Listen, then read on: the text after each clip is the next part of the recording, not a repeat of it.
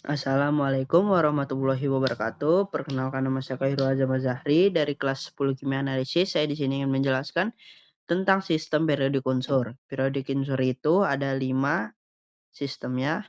Yang pertama itu perkembangan sistem periodik unsur atau SPU.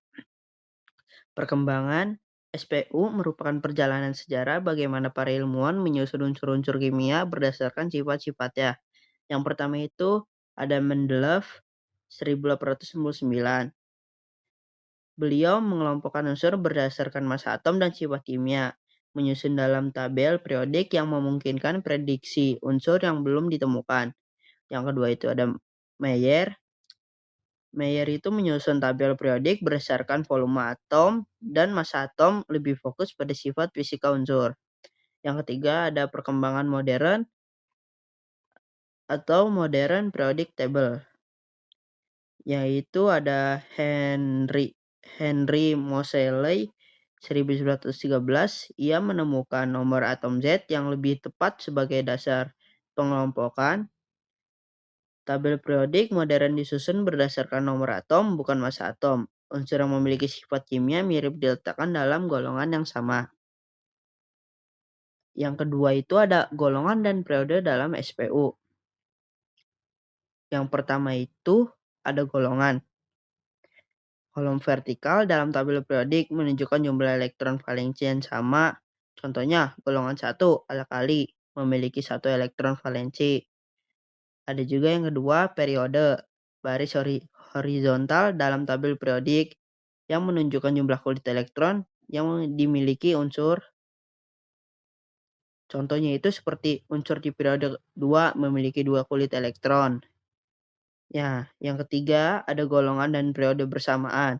Unsur dalam suatu golongan sama dengan sifat kimia mirip. Unsur dalam satu periode sama dengan sifat fisik berubah secara bertahap dari logam ke non-logam. Yang ketiga ada sifat periodik unsur. Sifat periodik adalah sifat unsur yang berulang secara teratur dalam tabel periodik. Contohnya, yang pertama ada jari-jari atom, meningkat ke bawah golongan kulit bertambah. Menurun ke kanan periode, tarikan inti lebih kuat. Yang kedua ada energi ionisasi. Energi untuk melepas elektron terluar menurun ke bawah, golongan meningkat ke kanan periode. Yang ketiga itu ada afinitas elektron. Kecenderungan menangkap elektron umumnya meningkat ke kanan periode, menurun ke bawah golongan. Keempat itu ada keelektronegatifan. Kemampuan menarik elektron dalam ikatan meningkat ke kanan periode, menurun ke bawah golongan. Yang keempat itu ada sifat unsur golongan utama. Golongan utama itu terdiri dari golongan 1, 2, 13, sampai 18. Karakteristiknya, yang pertama golongan 1 alkali. Sangat reaktif terutama dengan air. Sama dengan membentuk basa. 1 elektron valensi sama dengan mudah melepaskan elektron. Yang kedua itu golongan kedua atau bisa disebut alkali tanah. Kurang reaktif dibanding golongan 1. 2 elektron valensi sama dengan membentuk oksidisa,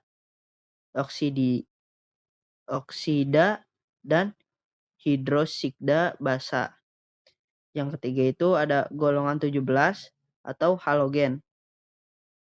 Sangat reaktif terutama dengan logam, sama dengan membentuk garam. Tujuan elektron valensi sama dengan cenderung menangkap 1 elektron. Nah, yang keempat, golongan Ib atau bisa disebut gas mulia. Sangat stabil, tidak reaktif. Kulit elektron penuh sama dengan tidak mudah membentuk senyawa. Nah, di sini yang terakhir. Yang kelima, sifat unsur golongan transisi. Golongan transisi terletak di periode 4 sampai 7. Golongan 3 sampai 12. Karakteristiknya itu yang pertama ada elektron valensi fleksibel. Elektron didapat digunakan dalam ikatan kimia sama dengan banyak oksidasi. Yang kedua, sifat fisik khas, keras, titik leleh, dan didih tinggi dapat membentuk senyawa berwarna. Yang ketiga itu ada sifat kimia. bersifat logam, beberapa bersifat katalis karena kemampuan berpindah valensi. Yang keempat, yang terakhir, ada contoh unsur transisi, yaitu Fe sama dengan besi, Cu sama dengan tembaga, Zn sama dengan seng, Au sama dengan emas. Sekian penjelasan tentang sistem periodik unsur dari saya. Wassalamualaikum warahmatullahi wabarakatuh.